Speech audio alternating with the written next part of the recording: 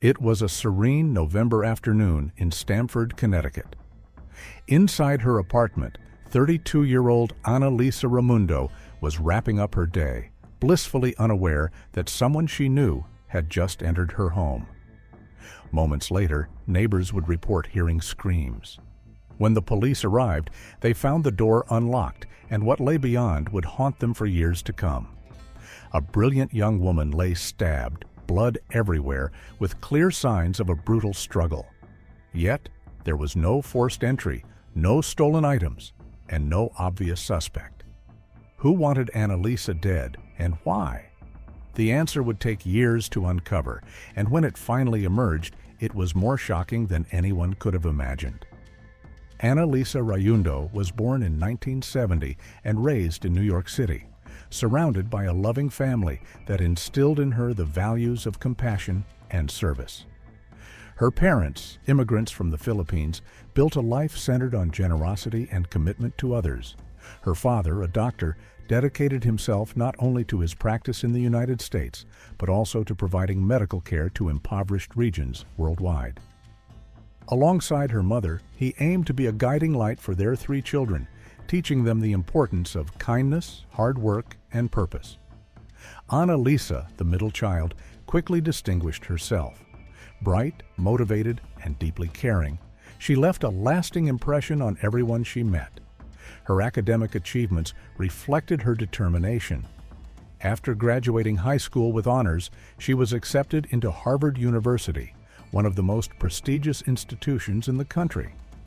There, she excelled in her studies, later continuing her education at Columbia University, further solidifying her reputation as a young woman destined for success.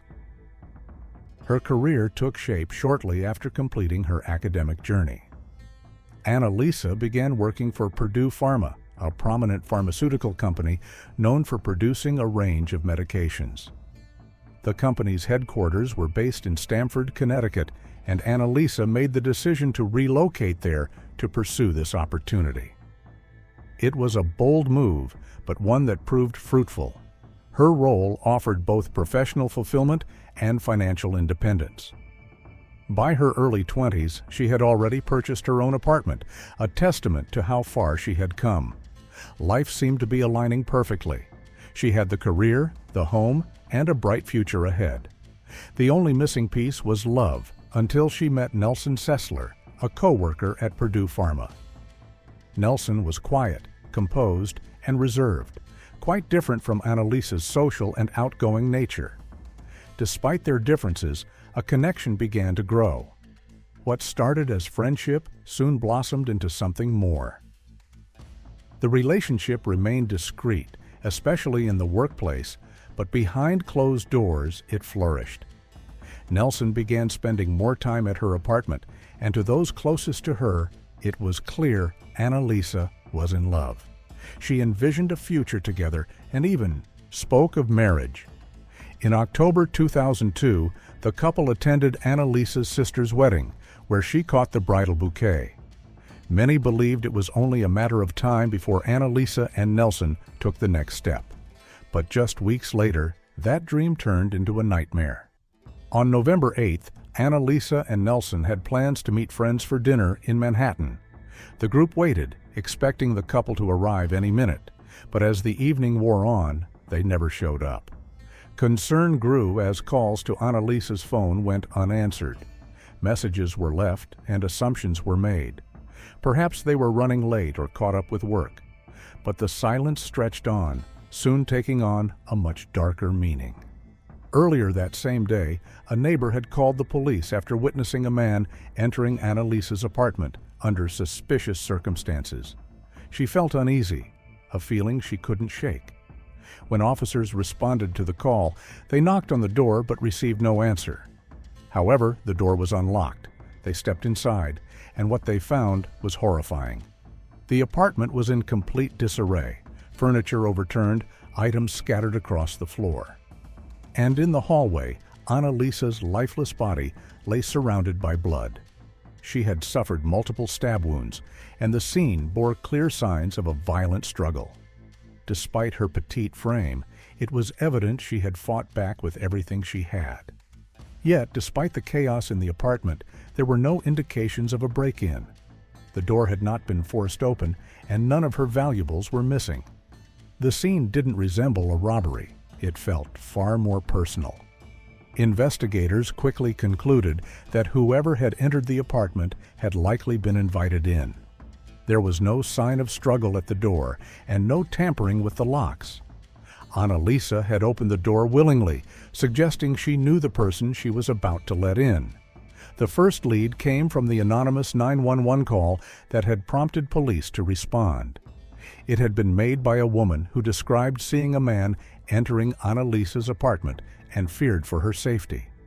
But before she could leave her name or any additional details, the call was abruptly cut off. Dispatchers attempted to redial the number, only to discover it came from a payphone located inside a restaurant not far from Annalisa's building. Hoping for a break, officers canvassed the area, questioning restaurant employees and patrons, but no one remembered seeing a woman making a phone call that day. Investigators were left chasing a ghost. With no caller ID, no security footage from the restaurant, and no one able to recognize the voice, the identity of the anonymous tipster remained a mystery. Police went door to door, speaking with every woman in the surrounding buildings, but none admitted to placing the call. Not a single neighbor, friend, or even family member could identify the voice from the 911 recording.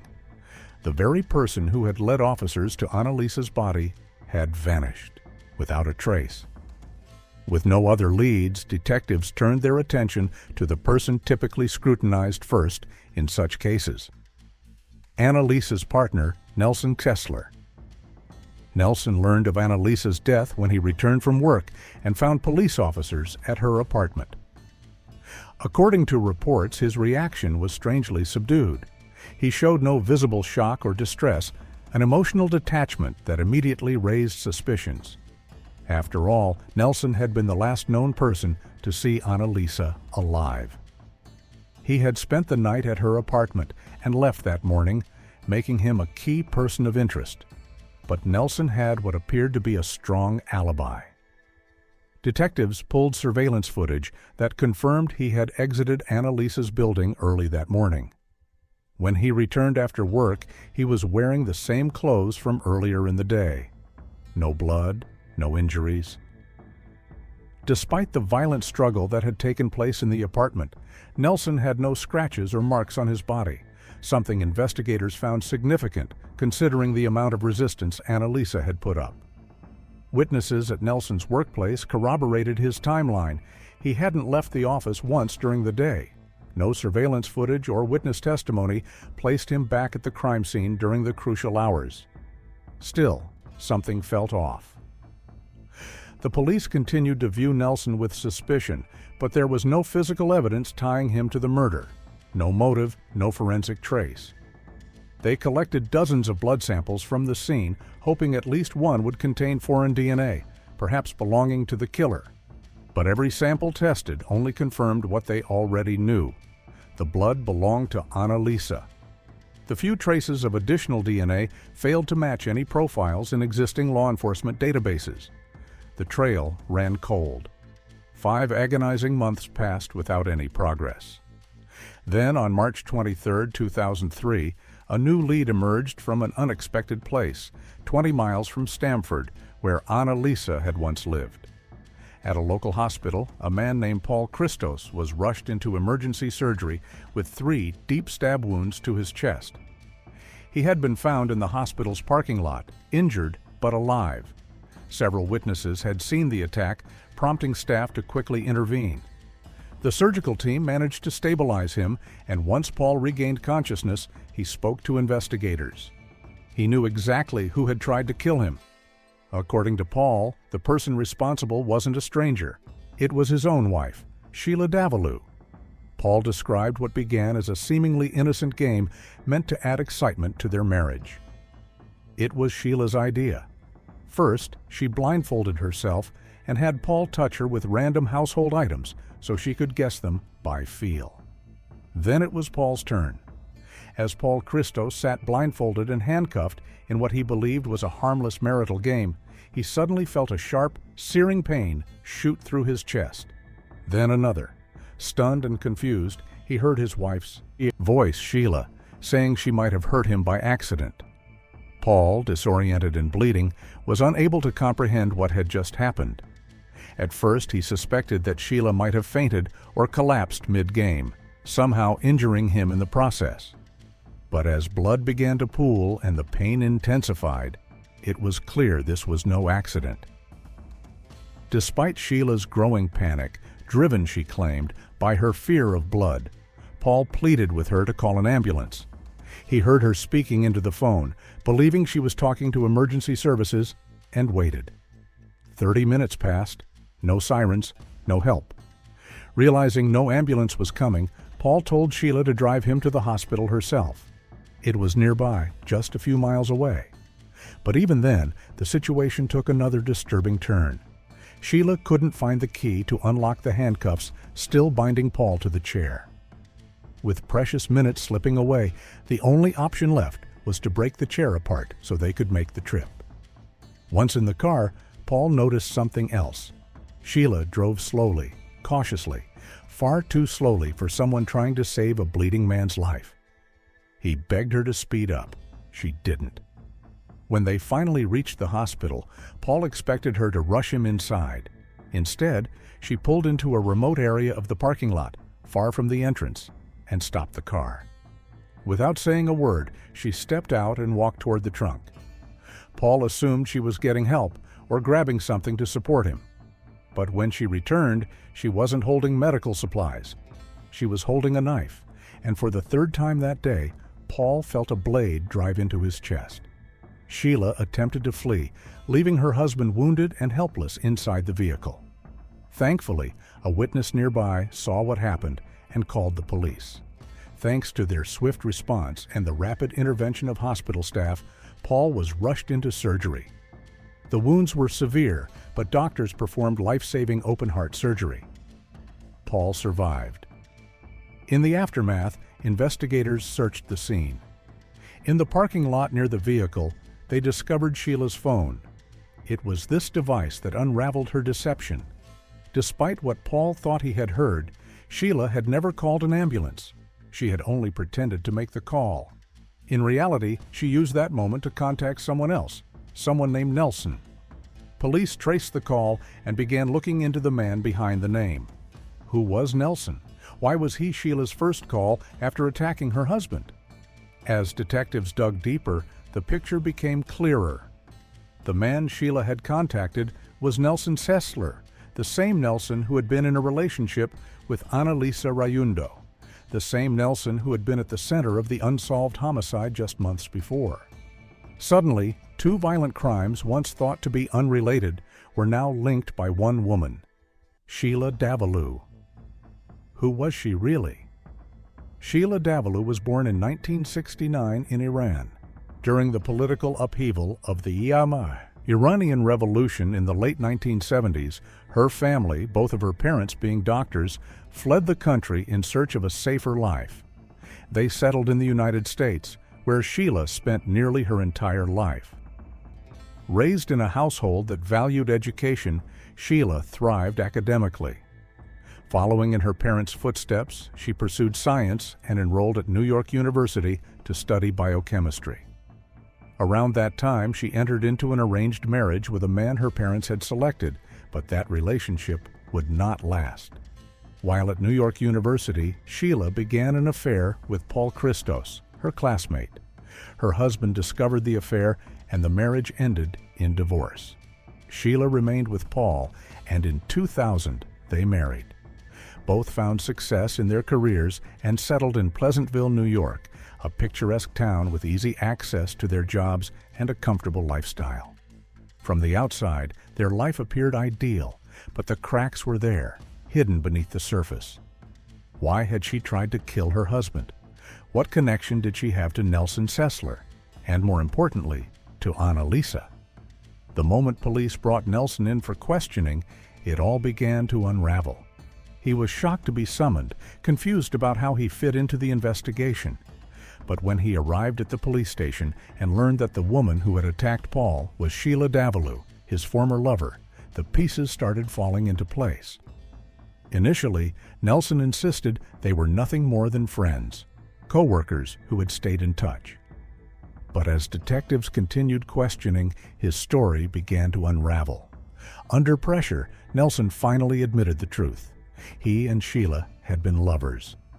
This revelation changed everything. The timeline traced back to the summer of 2001 when Sheila, increasingly disillusioned with her marriage to Paul Christos, met Nelson at work. The connection between them quickly evolved into a passionate affair. Her relationship with Paul had grown cold and distant, more like two people sharing a space than a true partnership. In Nelson, Sheila found an escape. Their affair intensified until Nelson met Annalisa, a woman whose intelligence, warmth, and vibrant spirit quickly captivated him. For a time, he dated both women, uncertain about which relationship would prove lasting. But as his feelings for Annalisa deepened, the decision became clear. By the end of 2001, he chose to end his affair with Sheila and commit to Annalisa. Sheila masked her heartbreak. In front of Nelson, she acted indifferent, as if their romance had meant little. But inside, she was humiliated, enraged, and jealous.